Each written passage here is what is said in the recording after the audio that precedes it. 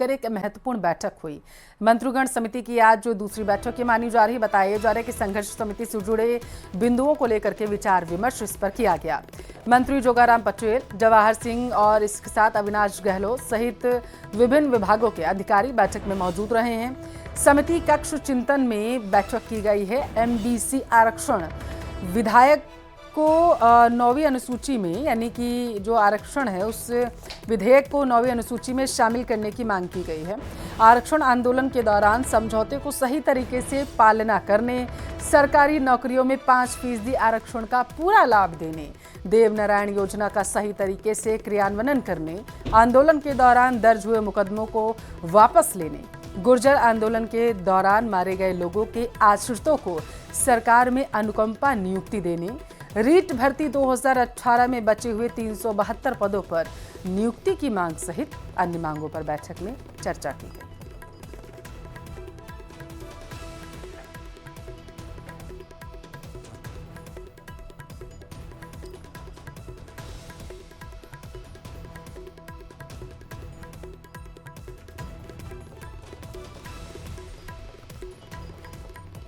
जयपुर से बड़ी खबर, चांदपोल बाजार में व्यापारी में गुस्सा फूट पड़ा है। शराब की दुकान खोलने के विरोध में व्यापारी लामबंद हो गए।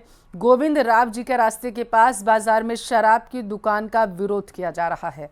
शराब खोलने के विरोध में व्यापारियों ने दुकानें भी बंद कर दी हैं, ऐसी जानकारी निकलकर सामने आ रही है। जयपुर से बड़ी खबर आपके टेलीविजन स्क्रीन पर है, जहां पर इस वक्त व्यापारी काफी आक्रोशित है। उनकी तरफ से नारेबाजी की जा रही है, हंगामा किया जा रहा है।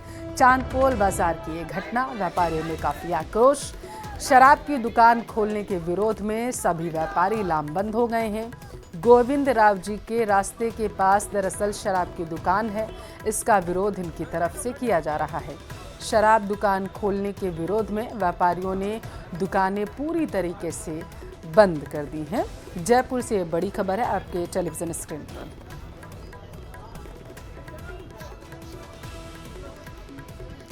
ज्यादा जानकारी ले लेते हैं, संवाददाता विष्णु हमारे साथ जुड़ चुके हैं। विष्णु, विरोध किस बात का और अभी का क्या माहौल?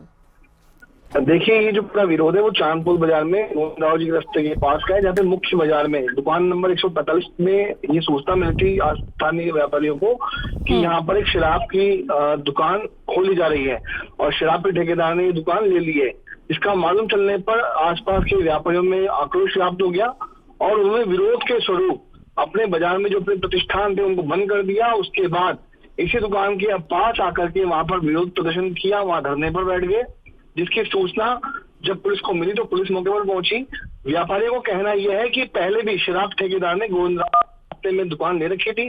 जब लगातार उसका करीब 2-3 साल से विरोध किया गया तो वो दुकान को जब आबकारी विभाग ने जब बंद करने का थाना या उसको सीज करने का फैसला लिया तो इस बीच उसी दुकानदार ने अब दुकान नंबर 145 को कहीं ना कहीं जिनमें मतलब किराए पर लिया है या खरीदा है, ऐसी जानकारी व्यापारियों को थी, जिसकी भनक लगने पर जो व्यापारी हैं वो विरोध जता रहे हैं कि बाजार में उनके दुकान के पास में कोई सी शराब की दुकान ना खुले।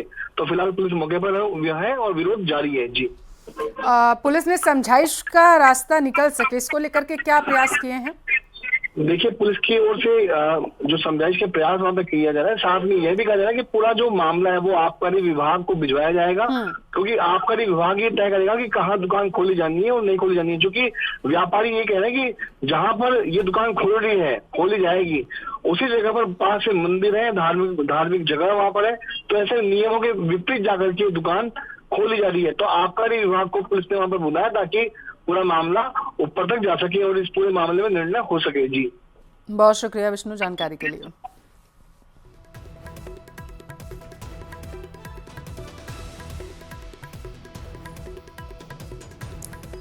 राष्ट्रपति द्रौपदी मुर्मू ने उपराष्ट्रपति जगदीप धनखड़ का इस्तीफा मंजूर कर लिया है। दरअसल जगदीप धनखड़ ने सोमवार शाम को अचानक ही अपने पद से इस्तीफा सौंप दिया था। उन्होंने कहा था कि यह फैसला उन्होंने अपने स्वास्थ्य को प्राथमिकता देने के लिए लिया है। 74 वर्षीय जगदीप धनखड़ 2022 से उपराष्ट्रपति पद संभाल रहे थे। गृह मंत्रालय चुनाव का नोटिफिकेशन जारी कर दिया गया है। गृह मंत्रालय की तरफ से इस पूरे मामले को लेकर के नोटिफिकेशन भी जारी कर दिया गया है। ये जानकारी निकलकर सामने आ रही है। तो ये बड़ी खबर है आपके टेलीविजन स्क्रीन पर।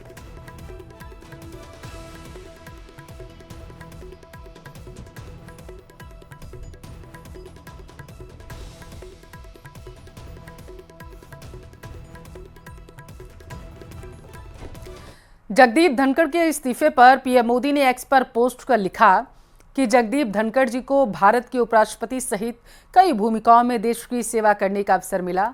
मैं उनके उत्तम स्वास्थ्य की कामना करता हूं। तो जैसे ही ये जानकारी मिली कि जगदीप धनखड़ ने अपना इस्तीफा सौंप दिया था, सियासी गलियारों में भूचाल आ गया। हालांकि इस सब के बीच में जैसे ही राष्ट्रपति द्रौपदी मुर्मू ने जगदीप धनखड़ का इस्तीफा स्वीकार किया, मंजूर किया, पीएम मोदी ने अपने सोशल मीडिया अकाउंट एक्स पर पोस्ट किया। उन्होंने लिखा कि जगदीप धनखड़ जी भारत के उपराष्ट्रपति सहित कई भूमिकाओं में देश की सेवा करते हुए नजर आए हैं। मैं उनके उत्तम स्वास्थ्य की कामना करता हूं।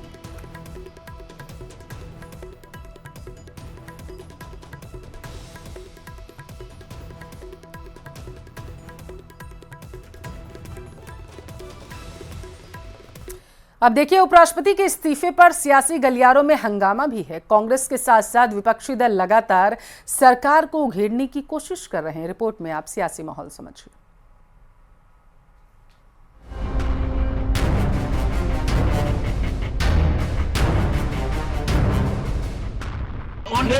तो सुन लो। One second, honorable members, when LOP was speaking, there was silence. Please listen to leader of. कल शाम तक कोई सुबुगाहट भी नहीं थी, लेकिन कल ही यानी सोमवार की रात अचानक ही उपराष्ट्रपति जगदीप धनखड़ ने इस्तीफा दे दिया। उनके इस्तीफे ने दिल्ली में बड़ी हलचल पैदा कर दी। हालांकि जगदीप धनखड़ ने राष्ट्रपति को जो अपना इस्तीफा भेजा है, उसमें अपनी सेहत का हवाला दिया है, लेकिन कांग्रेस की ओर से सवाल किए गए और फिर विपक्षी दलों ने भी कांग्रेस के सुर में सुर मिलाना शुरू कर दिया। सारा दिन तो हाउस में थे वो, तो स्वास्थ्य के ऐसे एकदम अचानक क्या कारण हुए, घंटे के अंदर के इस्तीफा ही देना पड़ गया। हम तो उनके लिए उम्मीद करते हैं कि दुआ करते हैं कि अल्लाह उनको लंबी उम्र दे और सेहत दे। सारा दिन आप ठीक बैठे हुए काम कर रहे हैं, आप पूरा दिन हाउस में हो और आपने जाके आके मेरी तबीयत खराब है और मैं इस्तीफा दे रहा हूँ, तो ये समझ से बाहर है। वो कोई छोटे मोटे व्यक्ति नहीं है, संवैधानिक पद पर बैठे हैं। आज मानसून सत्र का पहला दिवस है और आज ही के दिन उनका इस्तीफा हो जाता है। ये इस सरकार में चल क्या रहा है? हमेशा जब कोई ऐसी बड़ी घटना होने वाली होती है तो वो बिना बताए, बिना उस पर चर्चा हुए हो जाती है। अरे जगदीप धनखड़ जी ये इस्तीफा 4 दिन पहले दे सकते थे, सेशन के बाद दे सकते थे, बहुत पहले दे सकते थे। अब ये क्या है हमें नहीं पता। हम तो सिर्फ यही चाहेंगे कि आदरणीय धनखड़ साहब खूब स्वस्थ रहें, दीर्घायु रहें। कांग्रेस के जयराम रमेश ने तो एक सोशल मीडिया पोस्ट में टाइम के साथ अचानक लिए गए इस फैसले के पीछे के कारणों पर अटकलें जाहिर की। जयराम रमेश ने लिखा कि उपराष्ट्रपति और राज्यसभा के सभापति का अचानक इस्तीफा जितना चौंकाने वाला है, उतना ही अकल्पनीय भी। कल शाम करीब 5 बजे तक मैं उनके साथ था, वहाँ कई और सांसद भी साथ थे और शाम 7:30 बजे मेरी उनसे फोन पर बात भी हुई थी। निसंदेह उन्हें अपने स्वास्थ्य को सर्वोच्च प्राथमिकता देनी चाहिए, लेकिन ये भी स्पष्ट है कि उनके इस बिल्कुल अप्रत्याशित इस्तीफे के पीछे जो दिखाई दे रहा है उससे कहीं अधिक है। अटकलों का दौर जारी है। सवाल यही है कि अचानक ही इस्तीफा क्यों? कल शाम 5:45 पर कांग्रेस सांसद जयराम रमेश, अखिलेश प्रसाद सिंह और प्रमोद तिवारी की मुलाकात जगदीप धनखड़ से हुई थी और अखिलेश प्रताप सिंह का कहना है कि उनकी सेहत बिल्कुल ठीक थी। तबीयत खराब तो मुझको नहीं लगा और केवल मैं अकेले नहीं था उस समय। जयराम रमेश जी, प्रमोद तिवारी जी, हम लोग तीनों ही थे जब उनसे मुलाकात हुई थी और नॉर्मल बातचीत कर रहे थे, कोई ऐसा लग नहीं रहा था। तो मुझे नहीं लगता है कि तबीयत की वजह से ऐसा हुआ होगा और ये हम सब के लिए चौंकाने वाला है।